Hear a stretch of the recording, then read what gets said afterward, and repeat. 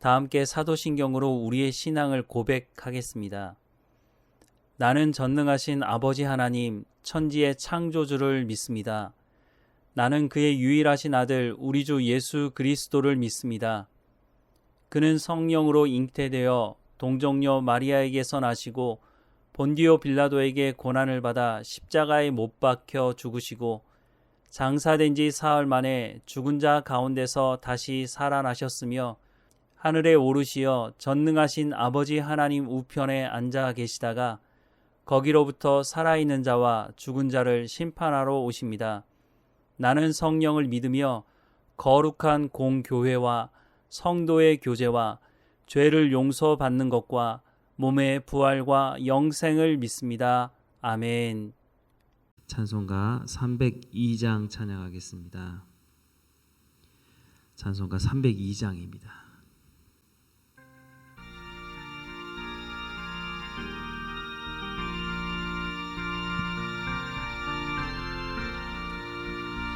내 주 하나님 넓고 큰 은혜는 저 큰 바다보다 깊다.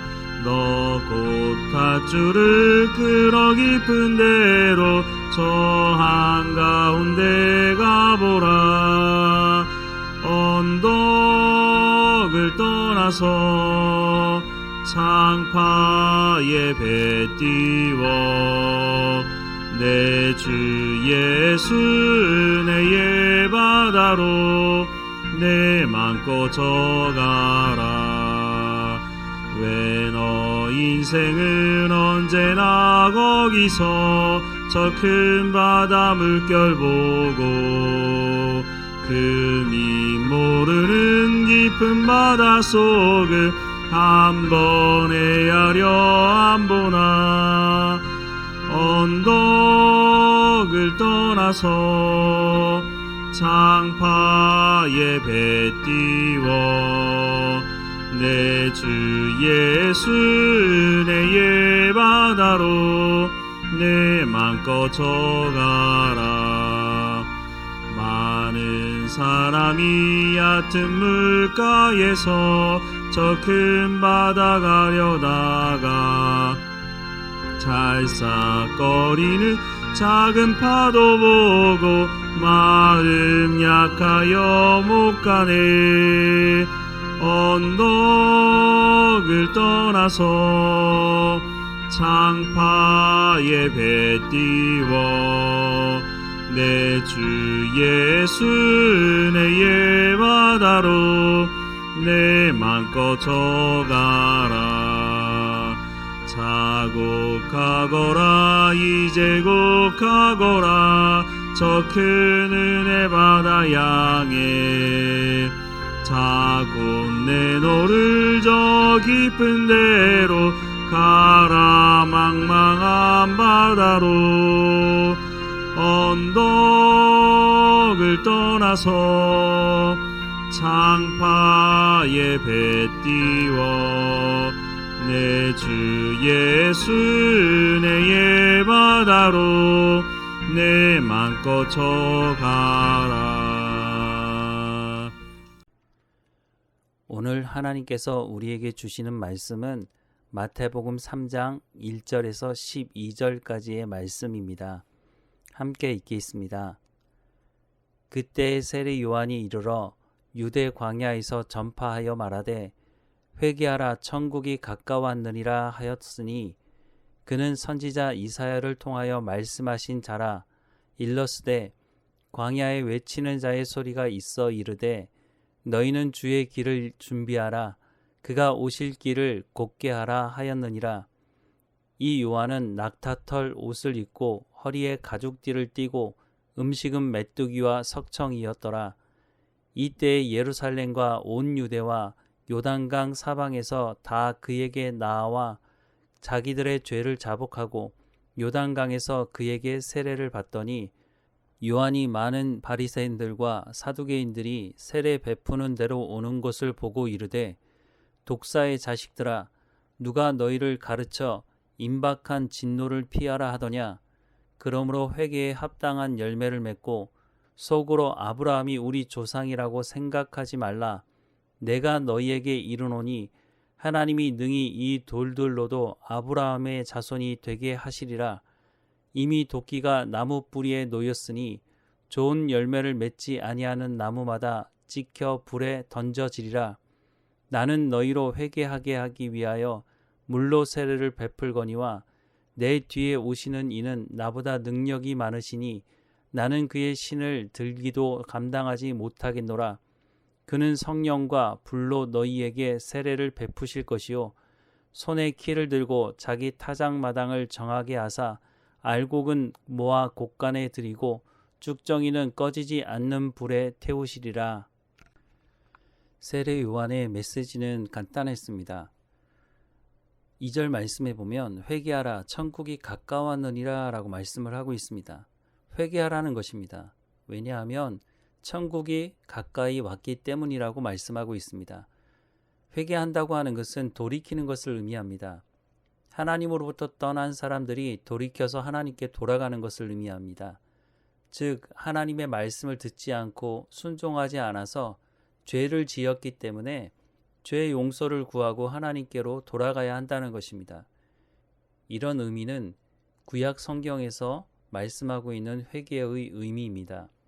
그런데 세례 요한이 말한 회개하라고 했을 때 사용한 용어는 더 구체적인 것에 대한 말씀을 하고 있습니다. 세례 요한이 말하는 회개는 마음, 생각을 바꾸라는 것입니다. 죄의 용서를 구하고 하나님께 돌아가는데 마음과 생각을 바꾸는 것이 진정한 회개라고 말씀하고 있는 것입니다. 마음, 생각을 바꾸라고 하는 것은 골로새서 3장에서 말씀하는 것과 같이 땅의 것을 생각하지 말고 위의 것을 생각하라는 것을 말하는 것이기도 합니다. 골로새서 3장 1절부터 6절 말씀을 보면 그러므로 너희가 그리스도와 함께 다시 살리심을 받았으면 위의 것을 찾으라. 거기는 그리스도께서 하나님 우편에 앉아 계시느니라. 위의 것을 생각하고 땅의 것을 생각하지 말라. 이는 너희가 죽었고 너희 생명이 그리스도와 함께 하나님 안에 감추어졌음이라. 우리 생명이신 그리스도께서 나타나실 그때에 너희도 그와 함께 영광 중에 나타나리라. 그러므로 땅에 있는 지체를 죽이라. 곧 음란과 부정과 사욕과 악한 종욕과 탐심이니 탐심은 우상 숭배니라. 이것들로 말미암아 하나님의 진노가 임하느니라 라고 말씀합니다. 또 골로새서 3장 10절 말씀을 보면 새 사람을 입었으니 이는 자기를 창조하신 이의 형상을 따라 지식에까지 새롭게 하심을 입은 자니라 라고 말씀하고 있습니다. 회개한다고 하는 것은 하나님께 돌아가는 것일 뿐만 아니라 땅의 것을 생각하던 것으로부터 하나님의 말씀 위의 것을 찾음으로 새롭게 되는 것을 말씀하고 있는 것입니다. 하나님께로 돌아가는 것이 맞지만 돌아가는 것뿐만 아니라 하나님의 말씀으로 생각을 새롭게 함으로 온 삶이 바뀌어서 거룩하고 흠이 없는 백성으로서의 삶을 살아갈 때에 그것을 바로 회개했다고 말하는 것입니다. 구약시대 이스라엘 백성들이 왜 우상의 문제를 해결하지 못하고 끊임없이 반복하며 살았느냐 하면 이 문제를 해결하지 못했기 때문입니다. 간혹 종교 개혁을 했던 왕들이 있었지만 그 왕들 중에서도 실패로 끝난 이유가 바로 하나님의 말씀을 제대로 가르치지 않았기 때문입니다. 그래서 생각이 바뀌지 않아서 또다시 우상을 숭배하고 또다시 불순종했던 것입니다. 이들이 불순종할 때마다 하나님께서 주변 나라를 채찍으로 사용하시면 백성들이 하나님께 구원을 요청합니다. 그래서 하나님께서 구원해 주시면 그때는 당분간 회개한 것처럼 보였지만 또다시 불순종과 우상 숭배를 반복합니다. 그 이유는 하나님의 말씀으로 생각이 바뀌지 않았기 때문입니다. 세례 요한이 말하는 회개는 하나님의 말씀으로 생각이 바뀌는 것이고 생각이 바뀌면 삶이 바뀌게 되는데 그것이 진정한 회개이고 이런 사람에게 하나님의 나라가 임하게 된다고 말씀하고 있는 것입니다. 세례 요한으로부터 예수님도 사도 바울도 제자들도 동일한 것을 말씀하고 있습니다.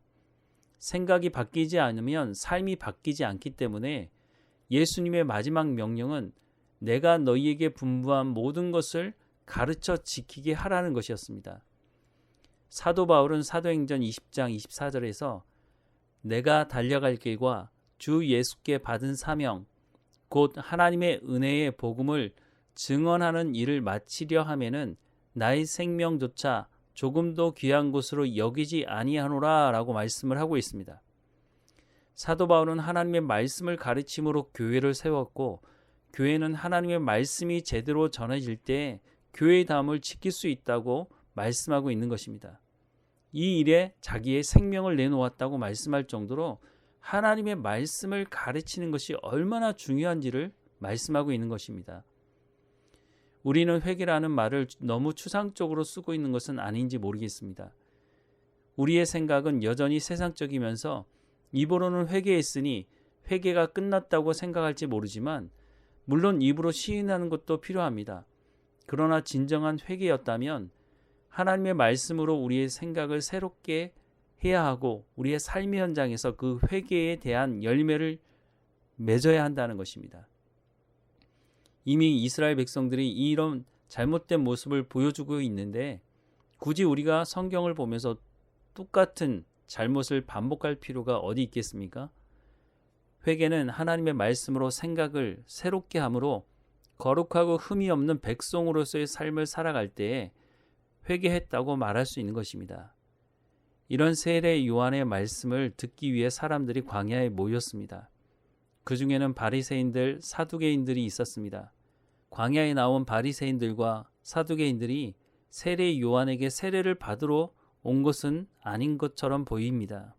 물론 그 중에는 회개하려고 온 사람들도 있었겠죠. 그런데 대부분의 사람들은 세례 요한을 감시하러 나온 것이었습니다. 세례 요한이 이들을 향해서 거친 말을 쏟아놓습니다. 7절부터 10절 말씀해 보면 요한이 많은 바리새인들과 사두개인들이 세례 베푸는 대로 오는 것을 보고 이르되 독사의 자식들아 누가 너희를 가르쳐 임박한 진노를 피하라 하더냐 그러므로 회개에 합당한 열매를 맺고 속으로 아브라함이 우리 조상이라고 생각하지 말라. 내가 너희에게 이르노니 하나님이 능히 이 돌들로도 아브라함의 자손이 되게 하시리라. 이미 도끼가 나무 뿌리에 놓였으니 좋은 열매를 맺지 아니하는 나무마다 찍혀 불에 던져지리라 라고 말씀을 하고 있습니다. 세례 요한이 회개에 합당한 열매를 맺으라고 말하고 있지 않습니까?